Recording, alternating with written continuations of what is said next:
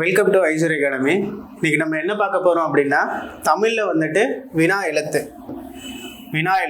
சரியா. வினா எழுத்து அப்படின்னு வந்துட்டு டைரெக்டாக வந்துட்டு சிலபஸில் இருக்குது. கன்ஃபார்ம் வந்துட்டு என்ன பண்ணலாம் அப்படின்னா, அதில் ஒரு கொஸ்டின் கேட்கலாம். சரியா, கேட்பாங்க. சரி, இதுக்கு முன்னாடி வந்துட்டு சுட்டெழுத்து பார்த்தோம் இல்லையா. அதாவது எழுத்துக்களில் வந்துட்டு அதாவது சுட்டெழுத்து, வினா எழுத்து, அப்புறம் இணை எழுத்துக்கள்னு இருக்குது. இது மூணுலேருந்து கன்ஃபார்ம் ஒரு கொஸ்டின் வரும். அதாவது ஒவ்வொரு டாப்பிக்லேருந்து ஒவ்வொரு கொஸ்டின் வரும். அது போலவே வினா எழுத்துலேருந்து என்ன பண்ணலாம் அப்படின்னா, கண்டிப்பாக வந்துட்டு கேள்விகள் வரும். சரியா, வினா எழுத்து அப்படின்னு என்னது அப்படின்னா, ஒரு கொஸ்டின் கேட்குறோம்ல, ஒரு வினா எழுப்புறோம்ல, அதுக்கு எந்தெந்த எழுத்துக்கள்லாம் வந்துட்டு பயன்படுது, அந்த எழுத்துக்கள் வச்சு என்ன பண்ணலாம், எத்தனை வகையாக இருக்குது அப்படின்னு பார்க்கலாம்.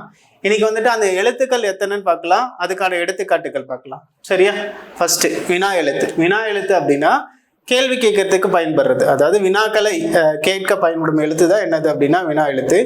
வினா எழுத்துக்கள் எத்தனை வகைப்படும் கேட்பாங்க. வினா எழுத்துக்கள் வந்துட்டு 5 வகைப்படும். சரியா, வினா எழுத்துக்கள் எத்தனை வகைப்படும் அப்படின்னா 5 வகைப்படும். அது என்னென்ன அப்படின்னா, குறில் ஏ, நெடில் ஏ. அதாவது 2 ஏ வருது. என்னென்னது அப்படின்னா, குறில் ஏ 1, நெடில் ஏ 1. அடுத்து நெடில் யா, அதுக்கப்புறம் வந்துட்டு நெடில் ஆ, அதுக்கப்புறம் வந்துட்டு நெடில் ஓ. சரியா, வினா எழுத்துக்கள் மொத்தம் எத்தனை வகைப்படும் அப்படின்னா, வினா எழுத்துக்கள் எத்தனை அப்படின்னு கேட்டால் 5. அந்த 5 என்ன அப்படின்னா, ஃபர்ஸ்ட் வந்துட்டு குறில் ஏ, அடுத்து வந்துட்டு என்ன அப்படின்னா நெடில் ஏ, அடுத்து வந்துட்டு என்ன அப்படின்னா நெடில் யா, அடுத்து நெடில் ஆ, அடுத்து நெடில் ஓ. இது 5 தான் என்ன சொல்கிறோம் அப்படின்னா வினா எழுத்துக்கள் அப்படின்னு சொல்கிறோம். சரியா, சரி, இந்த எழுத்துக்கள் எங்கெங்க வரும் அப்படின்னு பார்க்கலாம். இந்த எழுத்துக்கள் வந்துட்டு சொல்லின் முதல்லையும் வரும், இல்லை அப்படின்னு பார்த்தா இறுதியிலும் வரும். அதாவது வினா எழுத்துக்கள் 5 பார்த்தோம். அது எங்கெங்க வரும் அப்படின்னா, சொல்லோட முதல்ல வரும், இறுதியில் வரும். சரியா, எந்த சொல்லலாம் வந்துட்டு முதல்ல வரும், எந்த சொல்லலாம், அதாவது எந்த எழுத்துக்கள்லாம் வந்துட்டு முதல்ல வரும், எந்த எழுத்துக்கள்லாம் வந்துட்டு இறுதியில் வரும் அப்படின்னு பார்க்கலாம். சரி, இதுவும் கொஸ்டின் தான். இப்போ இதில் கேள்வி எப்படி கேட்கலாம் அப்படின்னா, 4 ஆப்ஷன் இருக்கும். என்னென்ன இருக்கும் அப்படின்னா, கீழ்கண்டவற்றில் பொருந்தாதது எது அப்படின்னு கேட்பாங்க.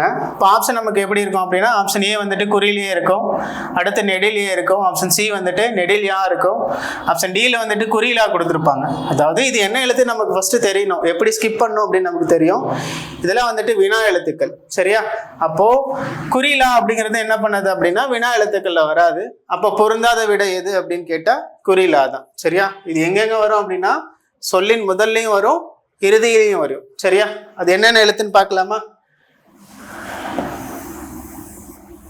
ஃபர்ஸ்ட் வந்துட்டு குறில் ஏ, நெடில் யா. இது வந்துட்டு எங்க வரும் அப்படின்னா சொல்லோட முதல்ல வரும். சரியா, அதே போல நெடில் ஏவும் என்ன பண்ணும் அப்படின்னா சொல்லோட முதல்ல வரும். அதாவது 3 எழுத்துக்கள் வந்துட்டு சொல்லின் முதல்ல வரும், 2 எழுத்துக்கள் வந்துட்டு சொல்லின் இறுதியில வரும். அந்த முதல் 3 எழுத்து என்ன அப்படின்னா குறில் ஏ 1, நெடில் ஏ 1, நெடில் யா 1. சரியா, எடுத்துக்காட்டு பாருங்களேன். எது, ஏன், யாது அப்படின்னு இருக்கா. அப்போ நமக்கு இந்த இடத்துல வினா எழுத்து என்ன அப்படின்னா குறில் ஏ, சொல்லின் முதல்ல வந்திருக்கு.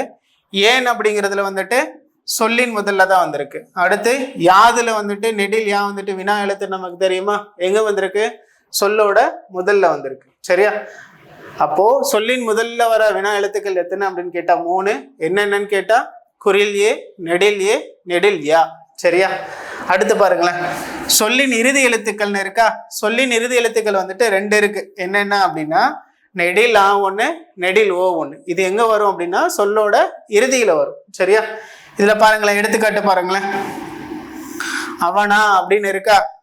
இப்போ அவனா, அப்போ நெடில் நா வந்திருக்கு.